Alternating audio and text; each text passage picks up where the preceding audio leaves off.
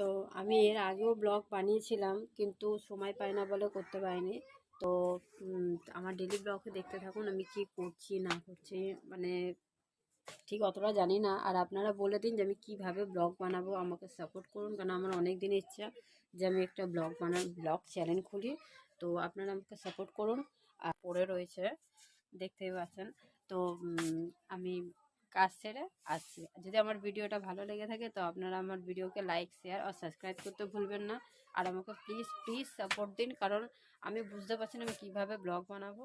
তো আপনারা আমাকে হেল্প করুন।